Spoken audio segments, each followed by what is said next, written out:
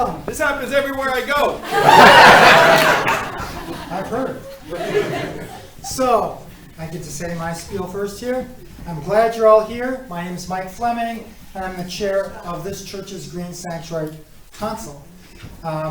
Just a little plug here, our church is committed to the principles of Unitarian Universalism, one of which is respect for the interdependent web of all existence of which we are part. Following that principle, 3 years ago, we became the first solar-powered church in New Hampshire.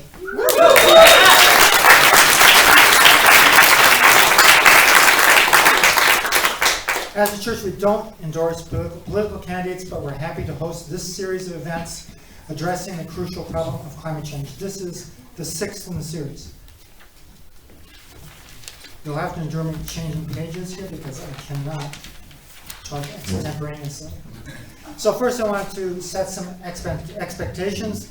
These forums are intended to be educational for New Hampshire voters and raise the level of discourse on the topic of climate in the 2020 presidential campaign. To achieve that, we encourage both the panel and the audience to ask hard questions. However, these forums are the opposite of an internet chat room or Twitter. This is our church, a safe space for everyone, and we ask you to listen with your minds and your hearts and to be respectful of one another even when we have strong differences. Here's an important practical point. Turn off your cell phones, please. And another important practical point, the restrooms are in the back of the lobby.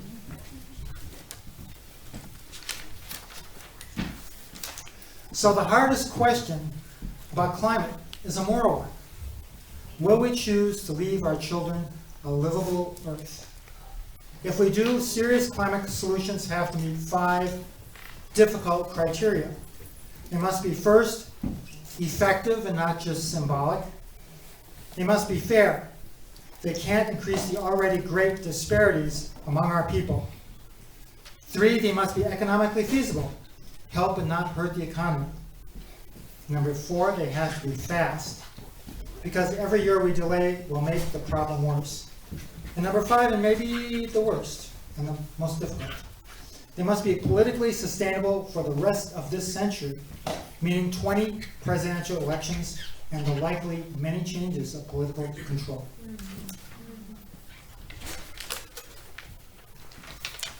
Thanks are due here to Mr. Yang.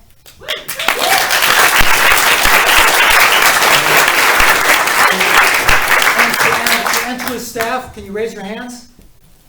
Well, they're probably out working somewhere. Oh, they don't mind. They did. And we're really honored to have you all here. I also want to thank our distinguished panel here, of which I will talk a little bit about later. And finally, I want to give a hand to all the helpers from this church and from the community, older folks, well, middle-aged folks, and younger folks. And those younger people who are here, we're really here for them because it's the fate of their planet that's at stake.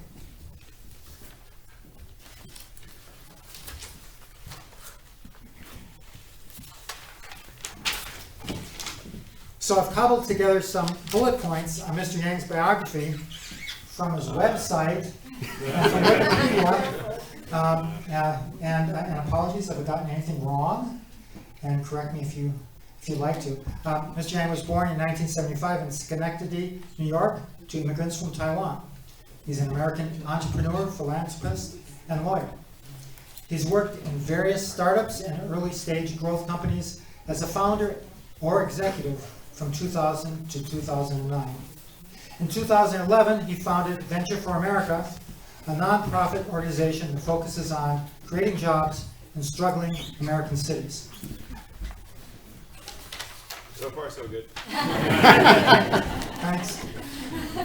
For his work at Venture for America, the Obama administration selected him as a champion of change and also recognized him as a presidential ambassador for global entrepreneurship. He's the author of 2 books, Smart People Should Build Smart Things, not dumb people should build dumb things,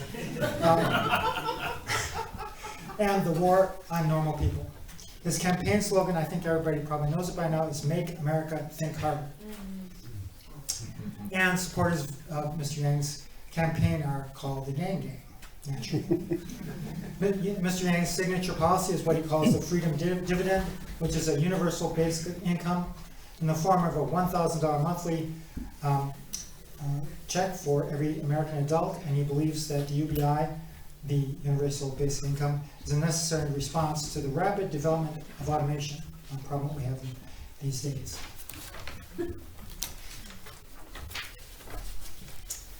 As of December 2019, Mr. Yang qualified and participated in all 6 Democratic debates. And to quote him, "I'm running for president as a Democrat in 2020 because I fear for the future of our country." I think a few of us here agree with that. Please give a warm welcome to Mr. Andrew Yang.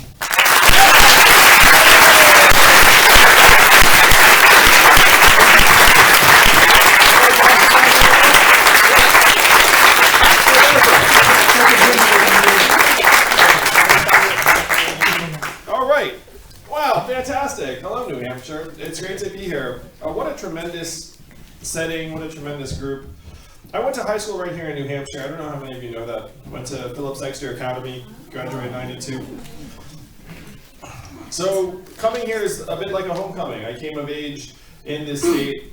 I went to college in Rhode Island, was an unhappy lawyer for 5 months. And then I did a series of things that Mike described.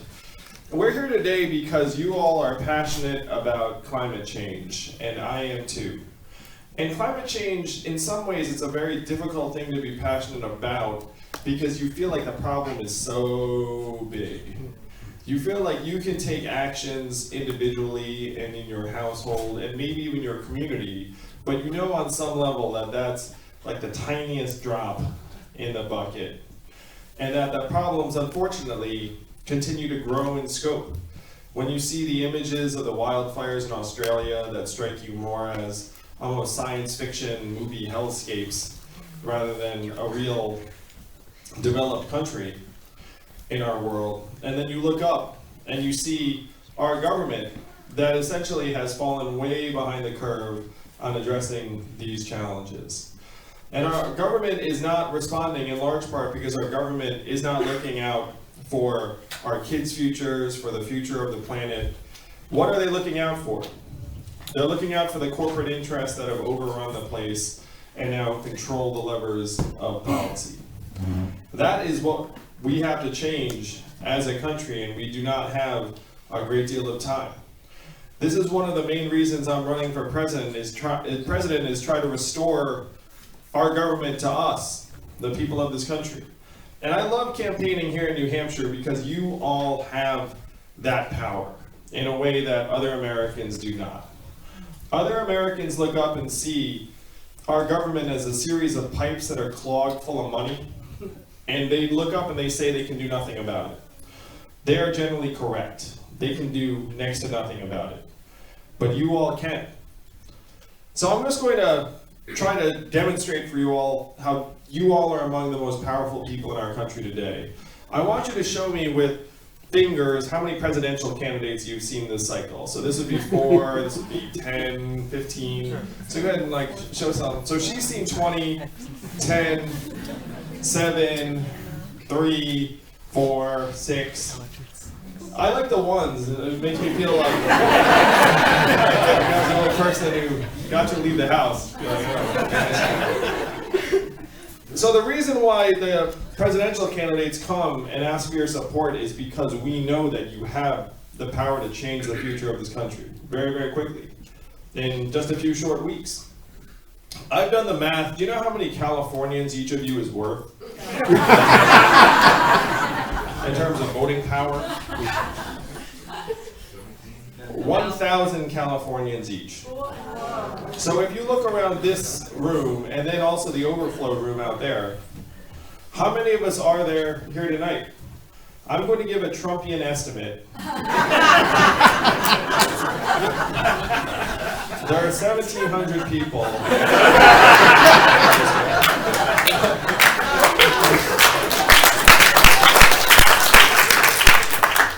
So, legitimately, I think there are about 100 people in this room, and the room out there.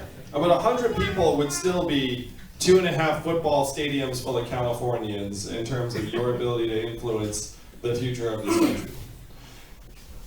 And I'm an entrepreneur. One of the things about being an entrepreneur is you set out to solve problems. So let us all imagine together that our problem is climate change and we have to solve it. And this is real. Like this is, this is not hypothetical, unfortunately. So what you do as responsible humans is you say, okay, let me do what I can in my own community, my family, like I'll recycle, like we'll invest in this awesome solar powered church and facility. And then you have the sinking feeling that things are continuing to get worse. Now, I'm an entrepreneur, and I prefer to actually go straight to the top to solve the problem. So step one is we have to recapture the government from the corporate interests. We have to send someone up there that has zero corporate PAC money, zero corporate obligations, does not care about what the fossil fuel companies and the lobbyists think or care about, and flush the pipes clean. That is step one. That, in some ways, is the easiest step. So you get someone up there, and then they show up and say, okay, corporate lobbyists run this town. Can't get anything meaningful done. So the way you change that is you wash out the lobbyist cash with a flood of people-powered money. So what do I mean by that?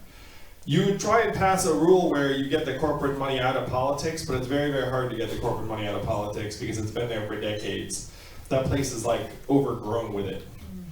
So what you have to do is you have to give every American voter 100 democracy dollars that you can give to any candidate or campaign.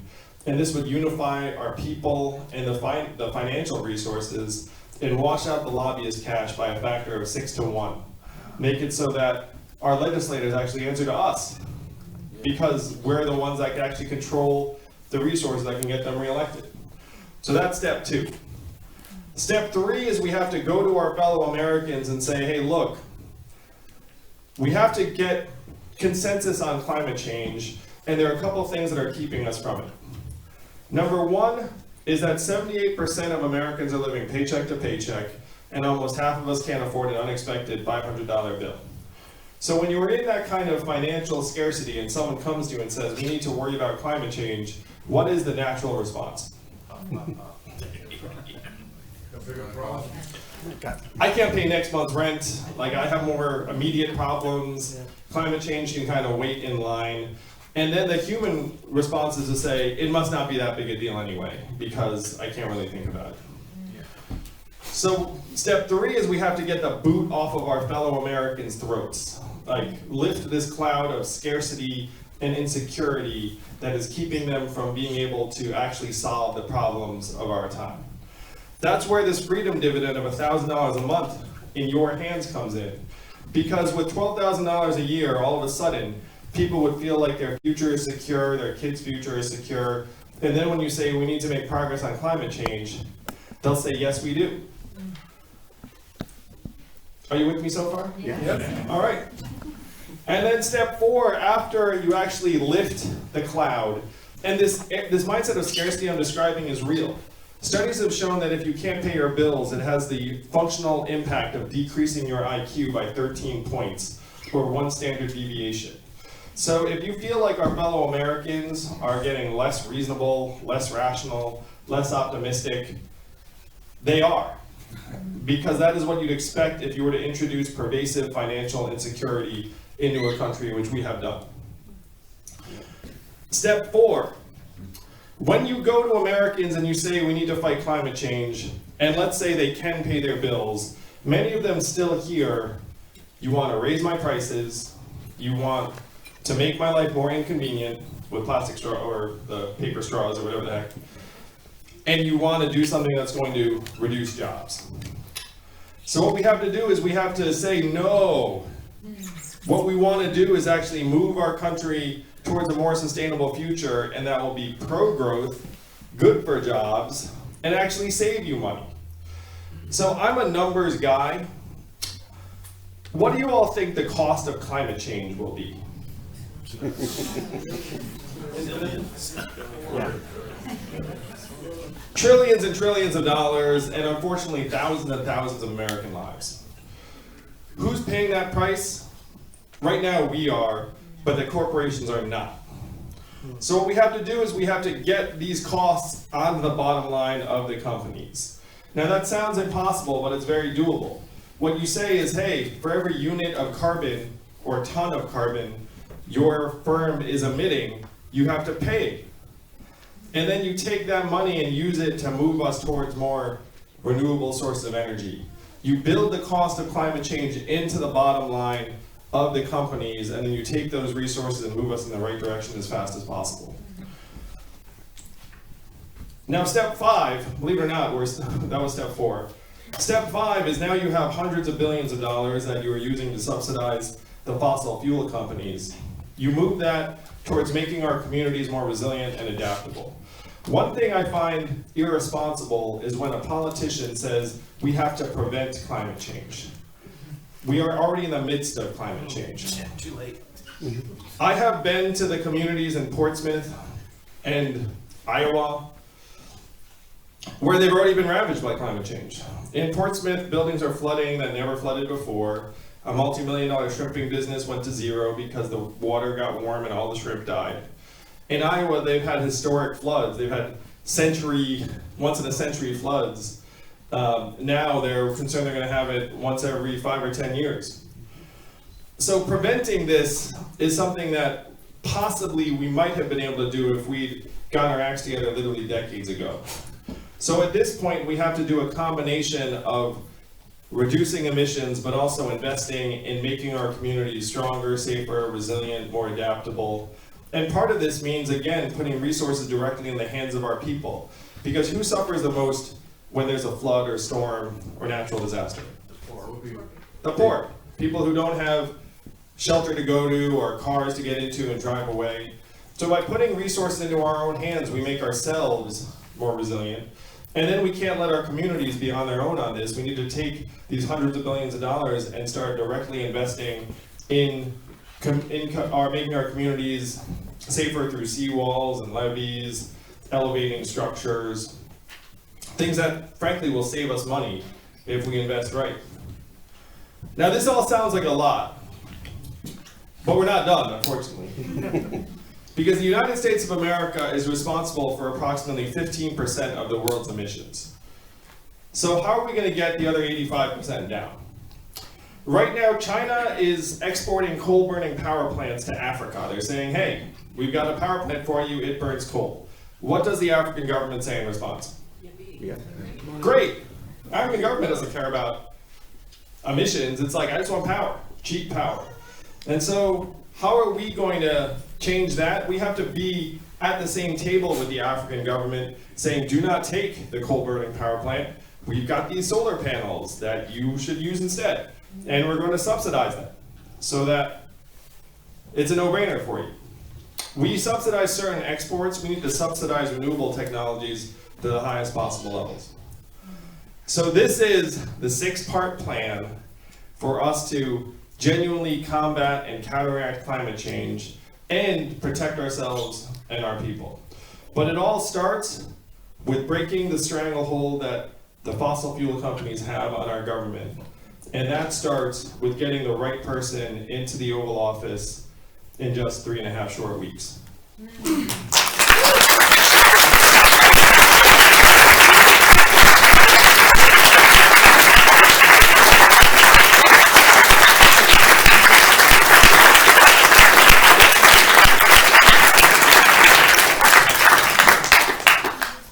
Well, thanks very much.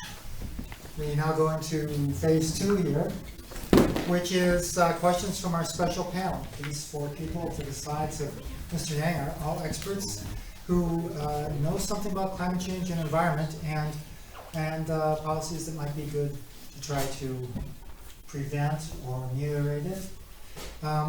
And each panelist has 5 minutes to expand or correct anything I've said wrong about their introduction biographies, which I'm going to give to you.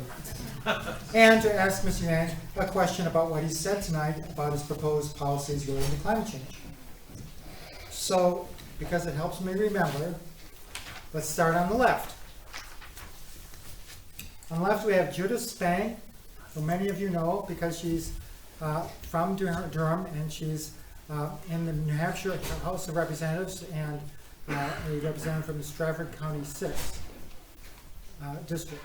And you were first elected in 1998.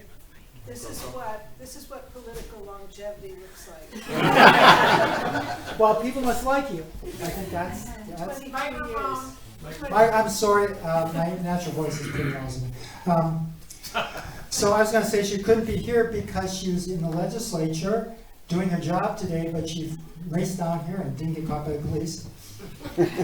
But she was there for votes on the higher minimum wage, banning single-use plastic bags, and an independent redistricting commission, and on family medical leave. And all those passed except the one on redistricting. Her professional experience includes working as a corporate strategic planning and market research regional planner and a city regional planner. City regional planner. She's also been a member of the town of Durham Planning Board and the chair of the Lamprey River Advisory Committee, a member of the Durham Task Force on Land Protection, a member of the Durham Conservation Commission, and on the City Regional Planning Commission, and I think she's won a couple of awards, but I don't know what they are. So I'm going to, what else was I going to say here? You have a question here that I was going to read if you weren't here, but I think you can ask the question for yourself.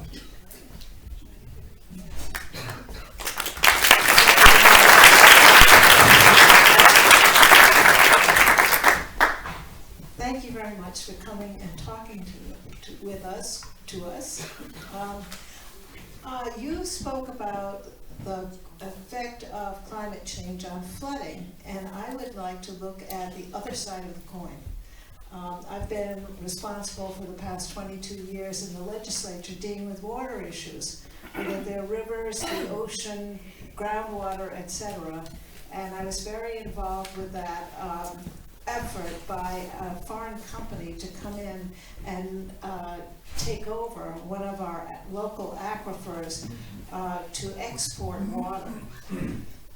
Climate change is already increasing the droughts catastrophically in the Southwest, and even here in New England and in New Hampshire we have had water bans recently, which we have rarely had before.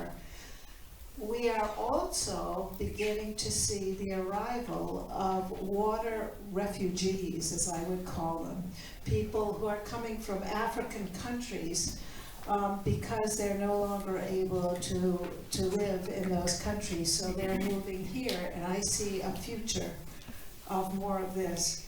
Should steps be taken to prevent or control the relocation of populations and businesses from water-stressed areas so that they don't deplete the water supplies of places like New Hampshire that have enough water for our current needs?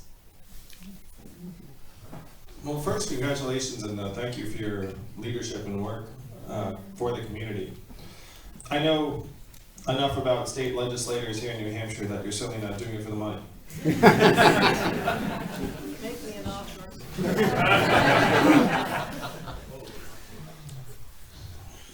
At the last debate, I was asked whether the federal government should fund climate refugees in this country. Actually, they asked, I think, 4 different candidates, and no one answered at all, as far as I could tell, until it got to me, and I said, of course we should. We already do that. We've already relocated at least one town in Louisiana that became uninhabitable because the water line rose too high. So the climate refugees are just getting started. And if you look worldwide, many of the migrant groups that have gone into Europe were driven there by climate change, where they had crop failures and they weren't able to feed their people, and then violence broke out, and then large numbers of people said, well, I can't stay here if it's going to be violent, my family's in danger, so they started to leave. And Western countries have not been able to manage that to the degree that they want to. The United States has not been the subject of this kind of migration thus far, though it is just starting to become more measurable and more real here. in the US. So to me, we have to get our arms around this as quickly as possible because people will do what's best for them and their family. We have to get in front of this instead of behind it. So what I mean by that is to acknowledge that this is happening, this is real. If there's a community that is losing its ability to provide water to its people, then of course the people are going to leave. So we have to invest the resources in that community now to sustain that water supply if possible. And then acknowledge, if it's not going to be possible, that if these people are going to relocate, where are they heading? Where would be the best place for them to go? You don't want them to go to some place where they're going to strain those resources additionally. You'd want them to go to some place where, let's say, this particular commodity is not an issue. Now, our government has been asleep at the switch on many, many problems over the last number of years and decades. I'm passionate about technology, as many of you know. How many of you knew that the federal government got rid of the Office of Technology Assessment in 1995? So if our government feels like it's 25 years behind on technology, we absolutely are, because we actually got rid of the group that's supposed to tell our legislators about what technology issues are coming 25 years ago. So if that seems like very poor timing to you, I agree. And the same is coming true now when it comes to the ravages of climate change. I'm an entrepreneur, and many entrepreneurs, I'm going to stand up for fun. Now, many entrepreneurs don't like government as the solution. The problems that we're facing right now are so massive that there is no solution that does not involve an active, invigorated government. And certainly the problem you're describing of climate refugees is in that category. There is no body that can adapt and provide resources for significant migrations of people that is not our government. So we have no choice but to help our government speed up so it can actually address these challenges in a real way before people just vote with their feet and just head to places that they think are going to provide a better way of life for them and their family.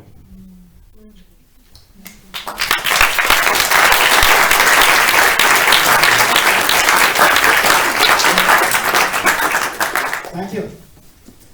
So we have a few more panels to go. The next one is someone I've known for a few years, and I realize I don't know how to pronounce her last name. Lila Kohrman-Glaser or Glaser? Glaser. I would have guessed correctly. I should have just went ahead and you wouldn't have known I didn't know how to pronounce it. And she's the director of 350 New Hampshire Action, which is an independent organization working to stop the climate crisis by building grassroots support for a just transition to renewable energy and an end to fossil fuel use and expansion. Lila, I don't know much about your earlier life, but I'm sure it was great. And now I give you the microphone.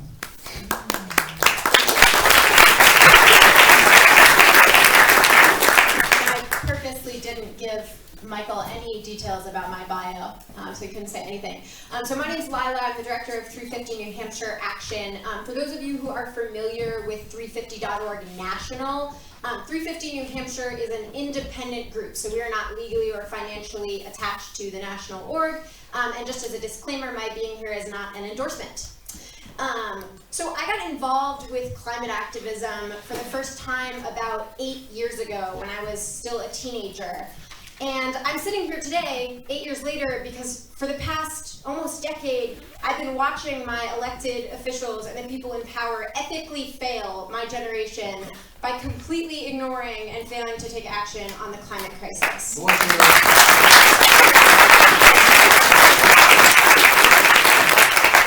before I ask my question, I just want to be really, really clear that this is our last chance, folks. This election, this is the last chance. 4 more years under Trump are 4 years that we are never, ever going to get back. And so I encourage you all, if you care about this issue, like I do, to one, do your research. Everyone says they're a climate champion. Go do your research, figure out who to support, and then get involved with an organization that is working to get out the vote, or a campaign that is working to get out the vote.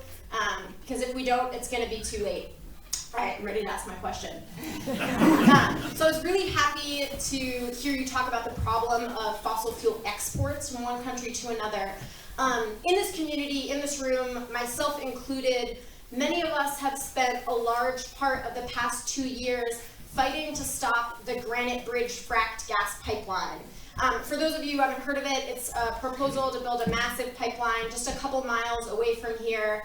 It would cost New Hampshire ratepayers a couple $100 million, threatens our health and safety, and locks us into fossil fuel use and dependence for decades to come.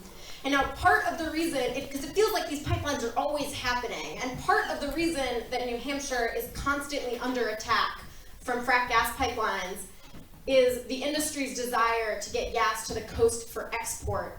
And as the fracking industry faces increasing debt and increasing resistance from people like us, they're turning to overseas markets, leaving our communities to pay the price of polluted air, polluted water, and a destroyed climate. And so my question is, if elected president, will you set a global standard for clean energy and protect communities like ours by banning the export of fossil fuels? And I would really appreciate if you could preface your answer with a simple yes or no.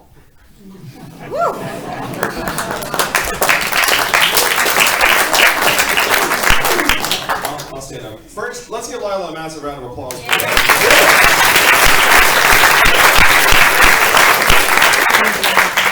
And I couldn't agree more that we are failing the next generation epically. I have kids myself who are 7 and 4, and I'm ashamed of the world we're leaving them. They deserve better, and we must do better. We have been subsidizing fossil fuel companies for decades to the tune of tens of billions of dollars a year, well past any appropriate level. And now, because of all the money, they now have a hold of our legislature, and they go and say, hey, these subsidies, we need them. We will never make money without them. Which we all know is nonsense. I mean, they're some of the most profitable companies in our society. So we need to zero out those subsidies immediately, and then we need to take those subsidies and move them directly to wind and solar, electric cars, and try and go towards zero emissions as quickly as possible. I am against fracking. I'm against fracking pipelines in communities that want nothing to do with them. I have seen that fracking has really almost nightmarish impacts on some of the communities that are close to the sources of energy. When there are people that are living there, they suffer in the same way. That right now in this country, if you have money on one side and people on the other, which wins? Money. And that's what we have to change together as a country. Now, I would not commit to a blanket ban on exporting fossil fuels, because if you're a fossil fuel company and you don't get any subsidies, and you are producing energy in a way that's not fracking, and you find a market that's outside of the US that wants to buy it, to me, that shouldn't be something we immediately put a stop to. But I would say that the government should not be subsidizing these firms at all, and should be moving our energy production towards sustainable sources as quickly as possible. If there are legacy firms that are able to find a market in another place, like, I don't think banning that necessarily is helpful, but I would say no to fracking, no to pipelines, and no to putting dollars over our kids' health.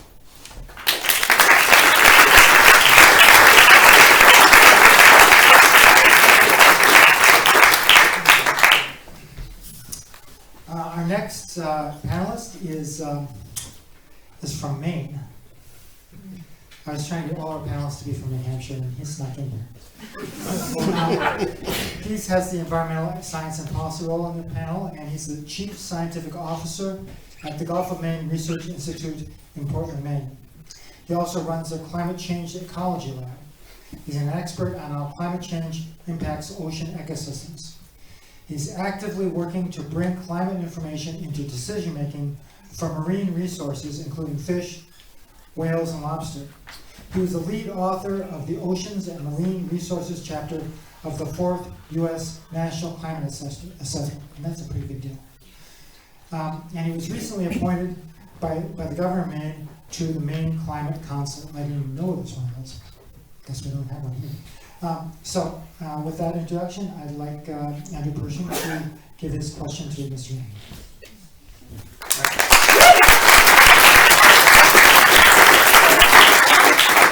I appreciate being allowed in New Hampshire. My institution is known for our work documenting the warming trends in the Gulf of Maine, looking at the impact on species like lobster, like cod, like whales, and shrimp that you mentioned. And a lot of what we're doing now is trying to help coastal communities and resource managers to shift from thinking and reacting to change, looking backwards, to really trying to look forward, prepare for the changes that we know are coming, and have a more adaptive and resilient future. But one of the lessons that emerges as you look at the data, especially as you look at the climate models, is how challenging adaptation is going to be, and how limited our options are going to be, especially if we're on a high CO2 path. So my question to you is, how will the Yang administration prioritize limited resources for adaptation? So for example, how will you go about deciding which communities get an investment to protect them from coastal flooding, and which communities are we going to have to retreat from? I love your work so much.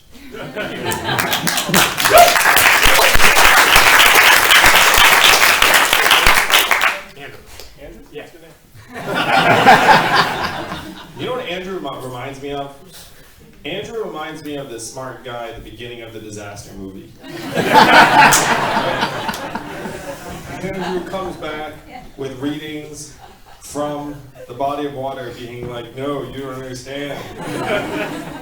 And then the government ignores him, and then the giant squid comes in.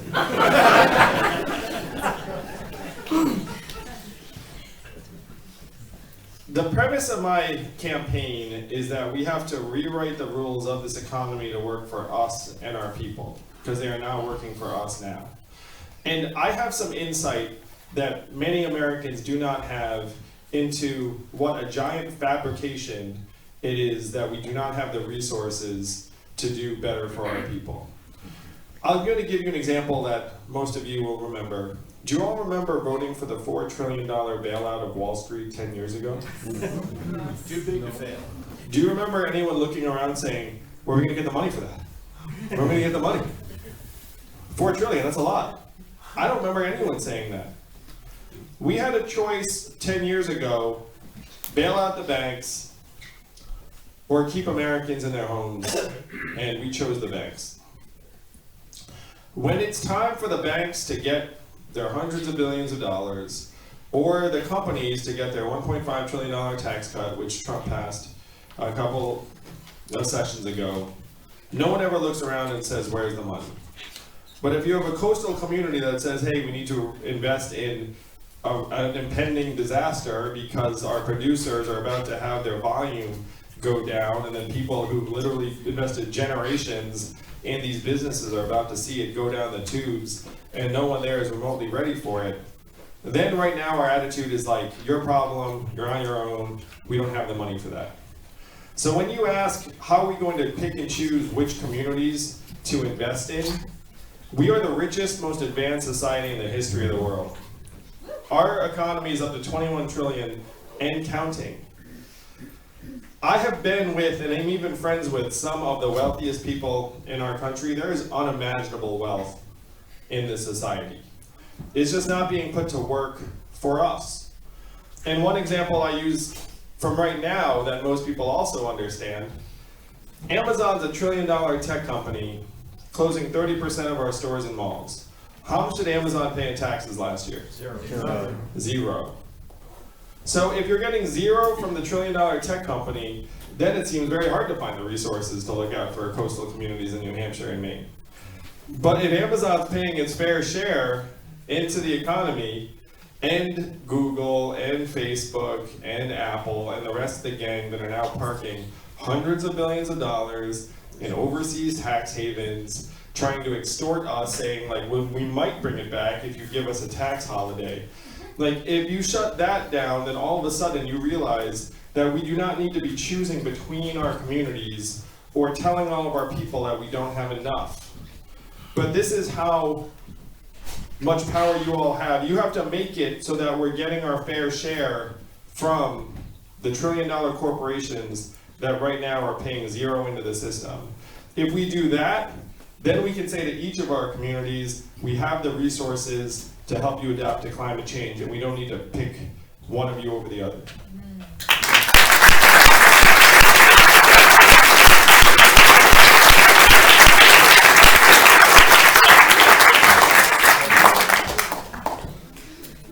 Well, finally, our last panelist is Reverend Michael Leuchtenberger. Did I spell? I got that right. Okay. And he's taking the role of the faith community representative on this panel. He's the minister of the Concord Unitarian Universalist Church. I must be a member of this church. He was born in Bremen, Germany, and in his early years lived in the Black Forest and in the Rhine Valley. He came to the U.S. for college and graduated from Brown University with a double Brown U.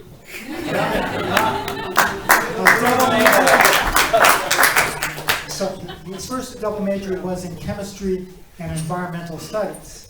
And then he worked as an environmental consultant under contract at EPA. But in 2006, Michael moved to Chicago, where he received his Master's of Divinity from Meadville Lombard Theology School. So that's a change. I like him. I was born in Chicago. In addition to his duties with the Concord UU, Reverend Leuchtenberger serves as the president of the Northern New England chapter of the Unitarian Universalist Ministers Association, serves as the chair of the Concord Coalition to End Homelessness Board of Directors. He has regular pastoral visits at the New Hampshire Prison for Men. He serves on the ethics committee at the Concord Hospital. He was appointed by the governor to the New Hampshire Suicide Prevention Council, serves as an adjunct professor at Meadville Lombard Theological School, and he moonlights as a choir director. So I hand the microphone to you to ask your question.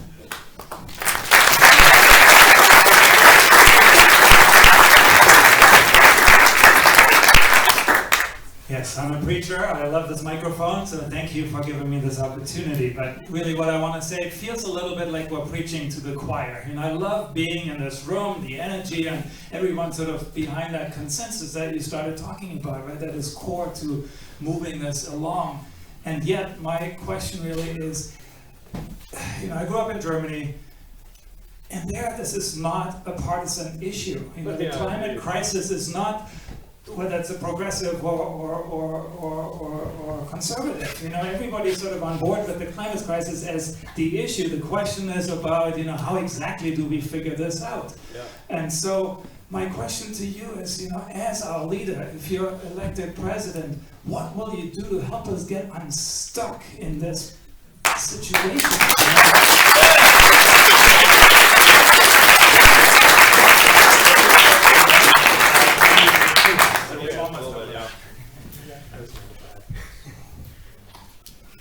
You probably sense this about me, but I believe in science. Yay!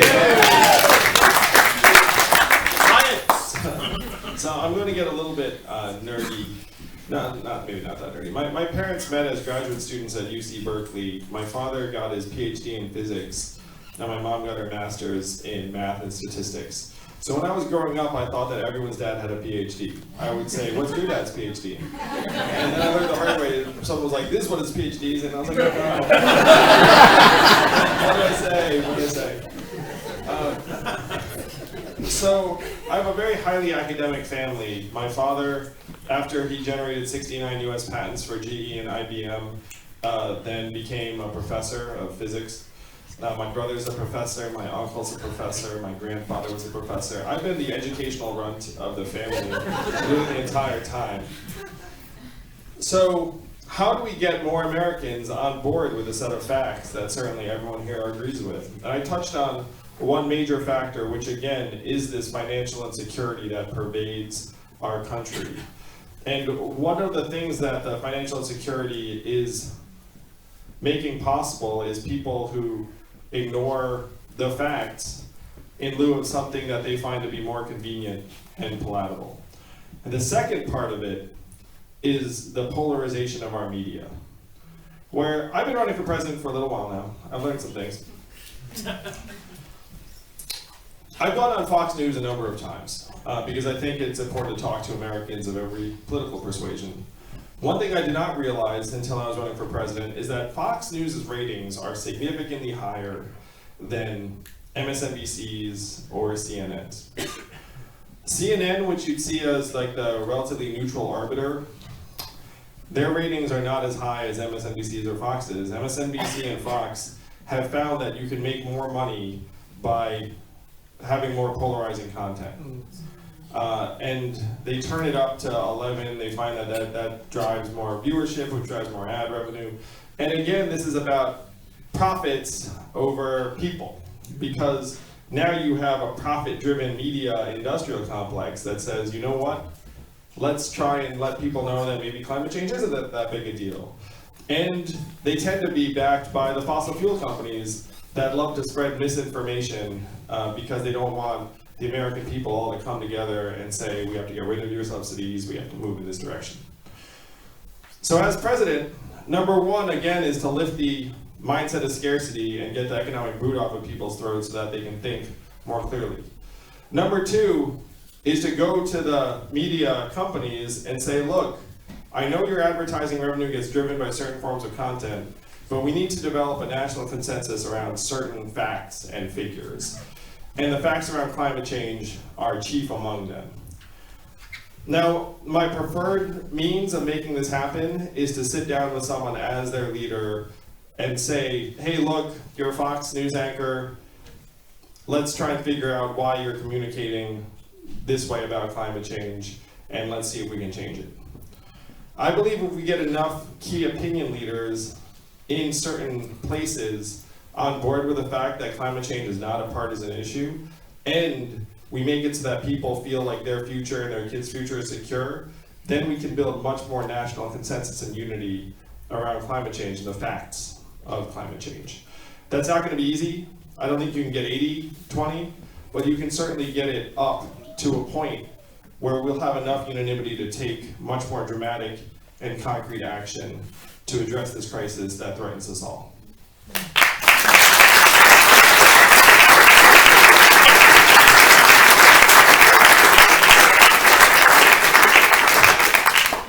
Well, that concludes our panelist section of this event. We're next going to have audience questions, but first I have to say a few things. If you have a question, oh boy, I was going to say people come to the center aisle, but that's going to be difficult. Instead, I think maybe we'll take more advantage of the fact that we're going to have somebody who's going to be holding the microphone and taking it to you. And I've already forgotten your name. Sorry. John, stand up. Give her a hand.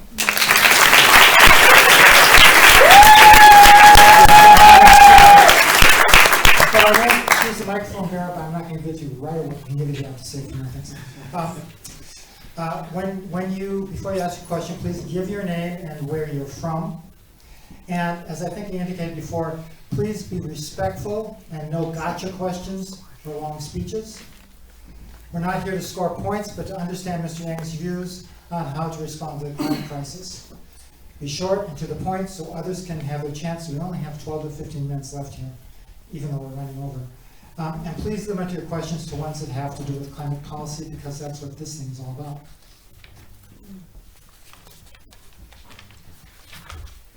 Do I have another page? I'm not sure I do.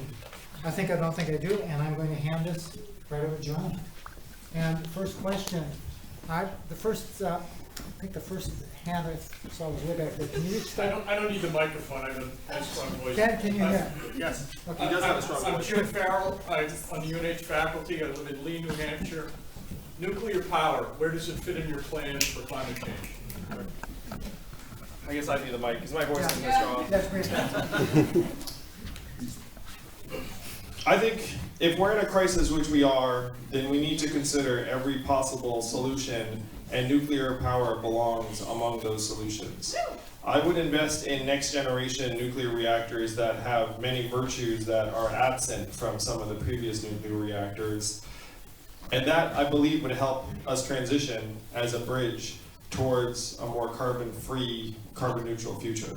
The other big thing I would do, and I referred to this a little bit earlier, when I talked about how the economic measurements right now don't include climate change, what we have to do is we have to actually transform our economic measures to focus on how we are doing, which then brings climate change front and center.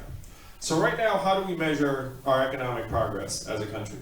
GDP, corporate profits, and to some extent, headline unemployment. Those are the numbers that get thrown to us every day. Now again, the cost of climate change, if it was incorporated into things, would be trillions and trillions of dollars that right now does not hit the bottom line. GDP, I believe, is the wrong measurement. Because if you have a town that gets flooded and flattened, that's actually good for GDP. Because you have to spend money on rebuilding that town. I don't know how much of you knew that. So climate change will be good for GDP, because we'll just be sitting here building and rebuilding everything over and over again. Even the inventor of GDP said 100 years ago, this is a terrible measurement of national well-being, we should never use it as that.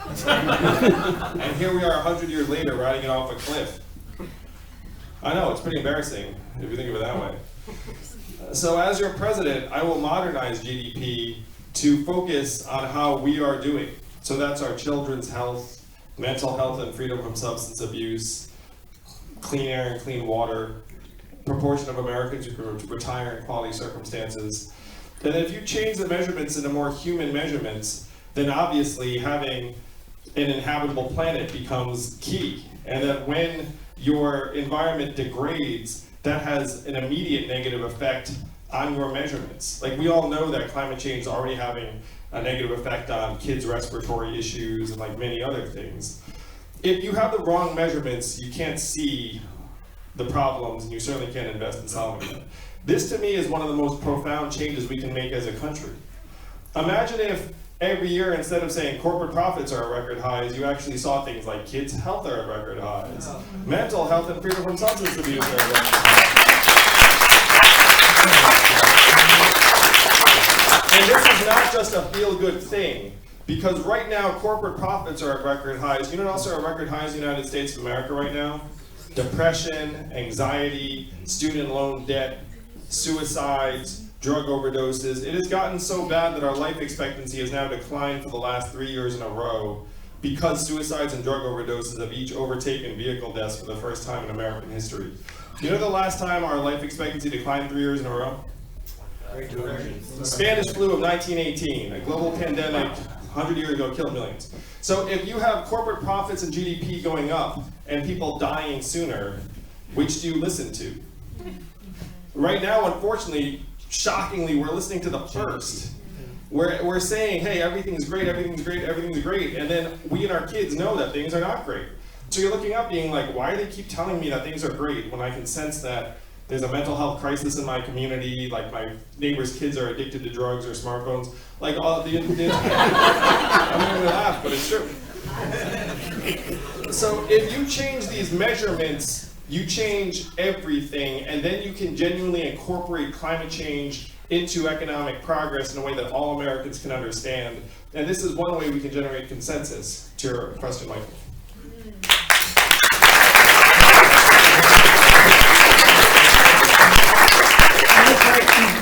Switch back and forth here, so. Oh my God. This is totally arbitrary. Hi, my name is Emma. I'm from York, Maine, and I'm a volunteer with the League of Conservation Voters. I want to know, how does your climate action plan work to ensure that a transition to a clean economy will be just and equitable for all Americans?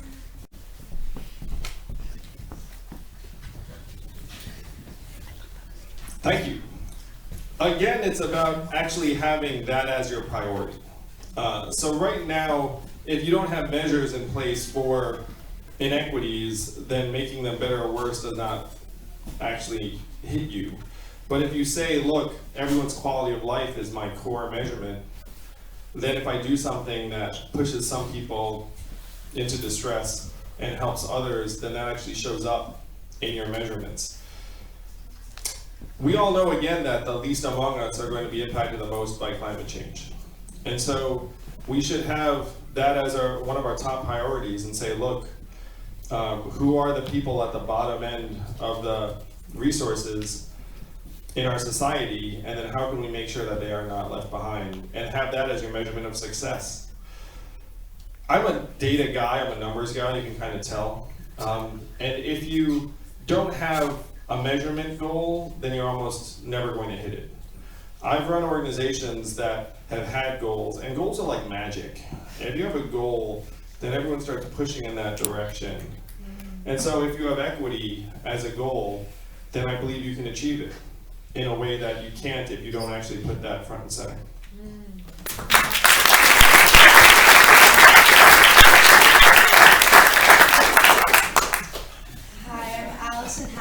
I'm from Durham, New Hampshire. The fossil fuel industry has known that they were causing the climate crisis for decades, yet they continue to make billions of dollars off the destruction of our planet and my future. How will you hold fossil fuel industry executives accountable for their crimes?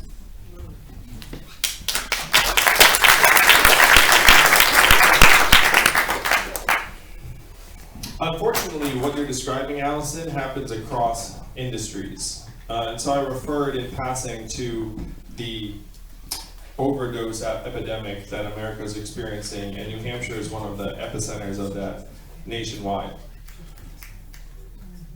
That was a man-made epidemic. It was a disease of hyper-capitalism run amok, where Purdue Pharma dispensed hundreds of thousands of OxyContin prescriptions to Americans and said it was not addictive, and then it was super addictive, and now we're still wrestling with this plague that has killed hundreds of thousands of Americans. Same is true of the bankers that crashed the economy, causing the financial crisis. We bailed them out. No one actually suffered. They went around saying, who could have known? I, for one, looked at that and said, well, you could have known because it was your job to know, and you were getting paid hundreds of millions of dollars to know. So if you didn't know, maybe you should give that money back. Just a thought.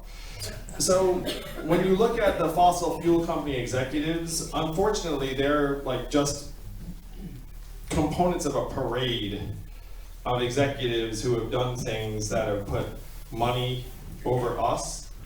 One of the proposals I have, the most dramatic proposal, is that if the government has to bail out your company or fine your company more than $100 million, then your leader has to go to jail. Yeah.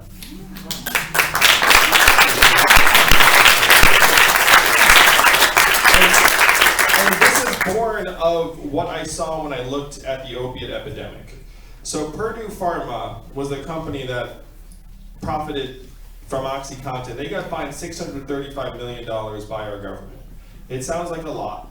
Until you realize they made $30 billion, they paid a 2% fine on behavior that killed tens of thousands of Americans. So if you look at that, if you look at the fossil fuel executives, they're going to profit to the tune of tens of millions of dollars individually because that's the way they're compensated. And then if you go to them and say, hey, you contributed to wrecking our planet, they'll be like, well, I'm rich and I will be able to afford, to live in the one safe, non-disastrous place on the planet or whatnot. So if you're going to dissuade that kind of behavior, you need to hit them where it hurts. And the only way I identified was for them to take personal responsibility for a set of behaviors that hurts us at a societal level to the point that they get fined hundreds of millions of dollars. There's no other way to do it, in my opinion.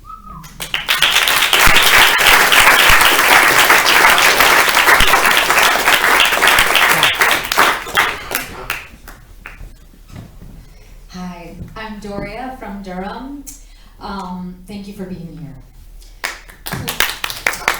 Planes, trains, and automobiles, what does a Yang American transportation future look like?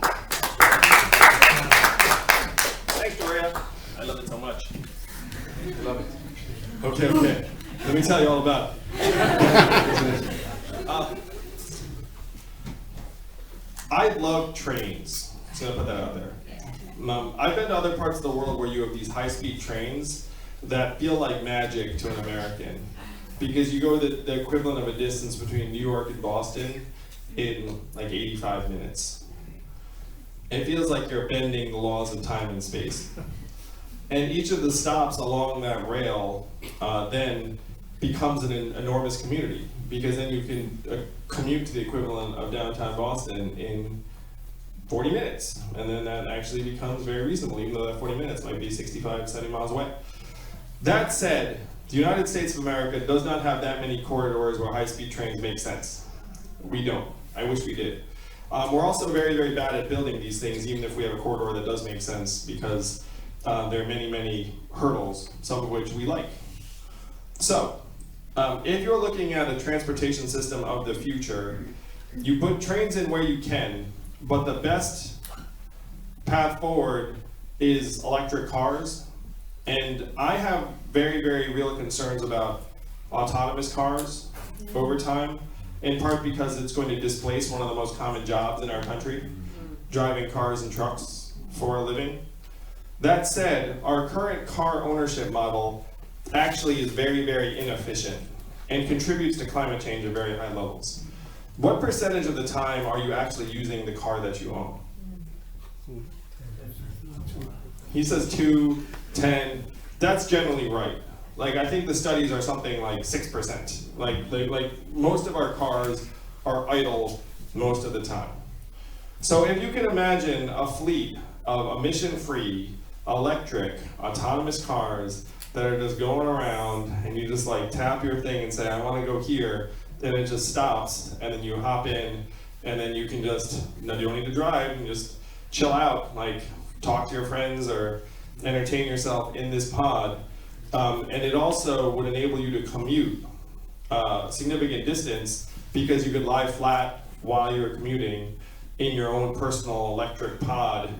So that hour commute, yeah, actually you don't need to be that awake for it, and just like go to sleep and then roll out. And so that is what the transportation system of the future can look like. And happily, a lot of that would reduce fossil fuel emissions significantly, because you don't have to own a car, you just essentially are using an emission-free vehicle whenever you need it to go from place to place.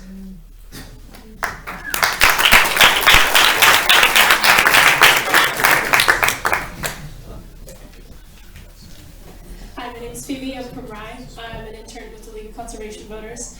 I'm a member of Generation Z. So I am moved by candidates and elected officials who have committed to achieving 100% clean energy and net zero carbon pollution economy-wide by 2050. And I'm aware that you've already committed to doing so. But my question to you today is how you plan on doing so as president. Thank you. Yes, I do want zero carbon emissions by a little bit before 2050. And there are a number of things we have to do to try and get there. Number one is put a price on pollution to try and get your emissions down very quickly. That's a huge move, because right now these companies that are emitting, it's like, what are they paying? They're not paying anything. So you make them pay, then all of a sudden their behavior changes, you get emissions down, you get tons of resources then to push towards renewables in wind and solar, and I said nuclear, which I believe has to be part of the puzzle. You have to move towards electric cars. If you look at the sources of emissions, cars are very high on the list. This is going to be somewhat controversial, but if you have an emissions measurement and tax, then some of our food production that produces tons of carbon actually gets incrementally more expensive, and then people naturally gravitate towards lower emission food sources and alternatives. So this is like the giant shift that we have to undertake. One thing that may be surprising to you all, but in terms of our habitations, if you live near a place with mass transit or whatnot, like you generally emit less. Like there are things around the way our settlements are arranged that can influence our emissions. I love this structure so much. I was reading a book called Project Drawdown, which you probably know about. And it was talking about architectural designs and methods of the future that can get our structures down in terms of their carbon impact very, very quickly. They even had things like wood skyscrapers as a design of the future. And I saw that, and I thought that was so awesome. because if you look at it, it looks like a freaking giant elven treehouse, but it's made out of like, I mean, like who would not want to go into that building? Like I would show up outside that building and be like I don't even care what you do inside there. I'm gonna get a job at one of these companies. So these are things that we can invest in if we incorporate the cost of pollution into our operations. Because right now, if you're an architect, are you going to recommend the wooden skyscraper? It's like probably not. It seems kind of out there. But if there's like an economic incentive being like, hey, this is a zero emissions building, and even the material itself is zero impact in a particular way, and you make that cost effective, then you can actually start pushing things in the right direction. It won't happen overnight, but we have, in this plan, we have a bit less than 30 years to get it done. And we can get it done if we move very, very dramatically, particularly by pricing carbon emissions from day one.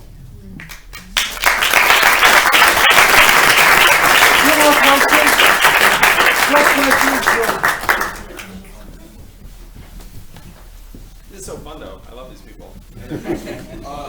How do you contend with, like, I know I saw an article, Florida just banned the ability to ban plastic bags, so it's like, you know, states are taking, you know, you might be taking 3 steps forward and various state governments are taking 2 steps back, and I mean, how do you contend with people trying to do that kind of stuff? It's just like, almost they're giving a big FU to everything you're trying to do, you know? Oh, that's true.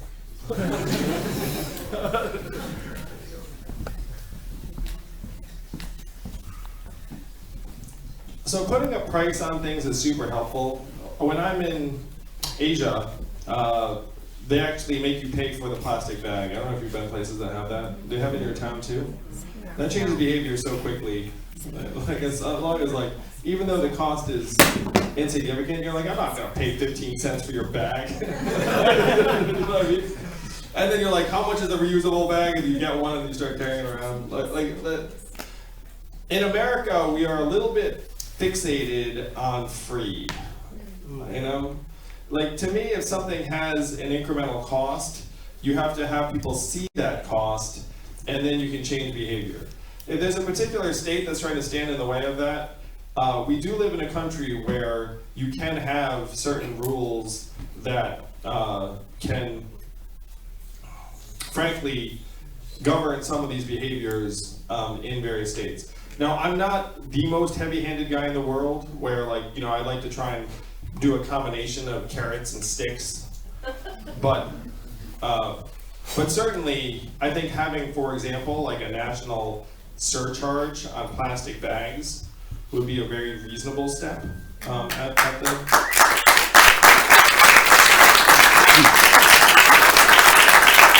And I think that that's the kind of thing that a state legislature doesn't have control of. We should also be putting a tax on things like very wasteful packaging. You know, when we get those things.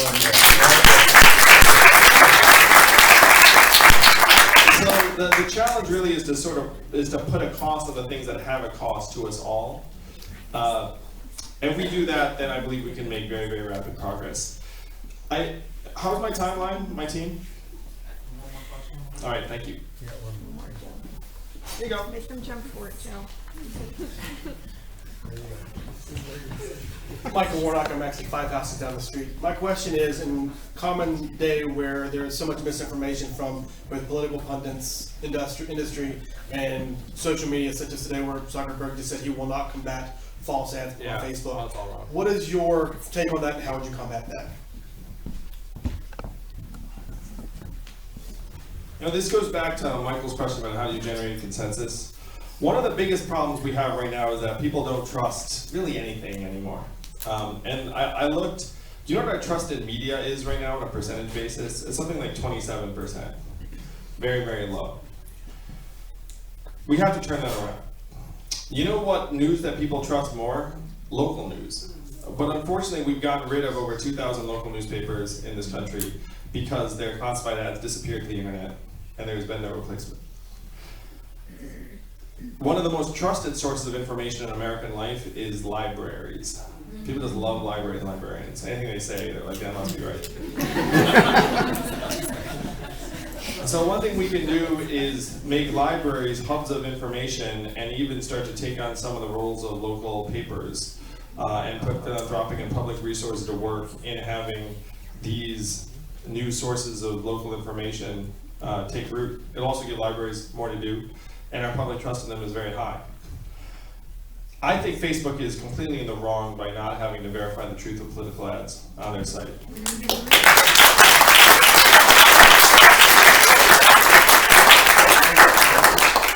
And I propose something that other people, find controversial, but if you put two dangers side by side, danger number one is we descend into a cacophony of half-truths and no one knows what the facts are, deep fakes. There's a picture of me like doing something reprehensible and everyone's like, oh, it must have happened because there's a picture. Like, that's danger number one. And then danger number two is our government somehow running roughshod on all messaging so that it censors freedom of speech. Right now, I am more concerned about this danger. And other countries have done something where they have an ombudsman or bipartisan journalist commission where they say, hey, you're broadcasting on public bandwidth, you're getting subsidized, and this was untrue, and we all find it to be untrue, so you should have a retraction. You should do things that actually take responsibility for that. Other countries have adopted that, and I believe we should too, because there needs to be some kind of consensus around facts and truth in this country to help maintain our integrity.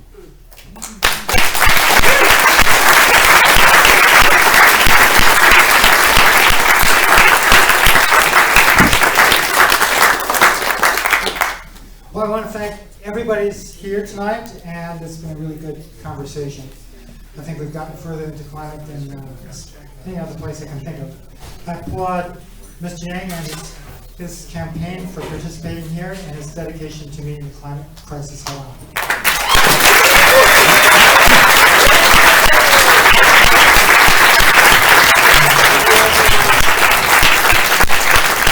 I just want to say how grateful I am to the people here in New Hampshire. I was completely anonymous 10 months ago or so, and now we raised $16.5 million and are rising fast. But we need your help to make this case to the rest of the country in 33 short days, because as people here said, we do not have that much time. We need to fix this for the sake of our children. Let's do it together in 33 days. Let's make history.